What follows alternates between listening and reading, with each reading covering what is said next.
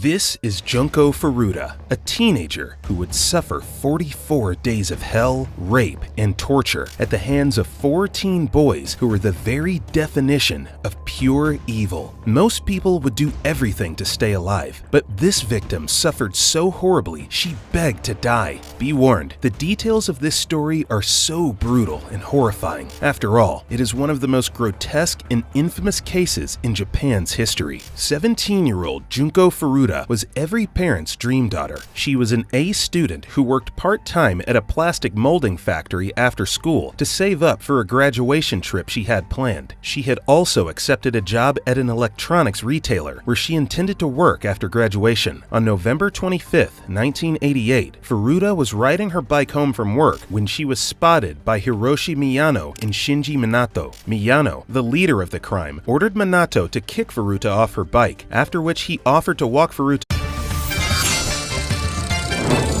home safely. Upon gaining her trust, Miyano raped her twice in a warehouse and then in a hotel, threatening to kill her. After being done with Furuta for the night, Miyano called his other friends, Minato, Joe Ugura, and Yakushi Watanabe, to rape her too. As young as they were, these boys already had a history of gang rape, and you would not believe the things they did to Furuta. They eventually kept her as their sex slave in the house of Minato's parents. 2 days after her disappearance, Furuta's parents called the police.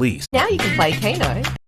And it seemed there was a glimmer of hope for the young girl. The boys would not allow that though. To halt the investigation, they forced Furuta to call and convince her mother that she had run away, threatening that the Yakuza would kill her family if she disobeyed them or attempted to escape. For 44 days, the group held Furuta captive, torturing her and taking turns gang raping her. When Furuta tried to run away, they put a pillow over her face, releasing her within a second from death, and then continued to rape her while she was unconscious. Furuta's suffering seemed to have no end, and her captors never ran out of ideas to slowly kill her. They shoved her into a freezer, force-fed her with alcohol, milk, and water, and inserted objects into her private parts, including a lit match, a metal rod, and a bottle. Towards the end of her life, Furuta had become severely weak, malnourished, and barely recognizable. Her body gave off a rotting smell that caused her captors to lose sexual interest in her. She was in so much pain that she begged them to just kill her. On January 4th, 1989, Miyano finally ended Furuta's misery in the most horrific way, taking out his anger on her after losing in a game of Mahjong. Miyano and his friends set her on fire as they punched and kicked her. They poured hot wax on her face and forced her to drink her own urine. As Furuta collapsed into a fit of convulsions, they protected their hands with plastic bags so they could continue beating her. The nightmare lasted for 2 hours until Furuta finally succumbed to her injuries and died. The group then wrapped her corpse in blankets, then dumped it in a 55-gallon drum filled with wet concrete, which they disposed of in a cement truck in Tokyo. In the same month, Miyano and Ogura were arrested for the gang rape of another girl. Thinking the police knew about his involvement in Furuta's murder, Miyano told the police where to find Furuta's body. The autopsy on Furuta's body revealed the brutalities that she had endured and that she was actually pregnant. The news made Furuta's mother faint, and she had to stay in a psychiatric hospital after. On July 1990, Miyano, Ogura, Minato, and Watanabe were found guilty of the rape and murder of Junko Furuta. Miyano received the longest sentence at 20 years, the second longest sentence given in Japan before life imprisonment, while the others received shorter sentences. They had no remorse for what they did to Furuta. After all, today, all of them roam free in the streets of Japan and have even been caught committing more crimes.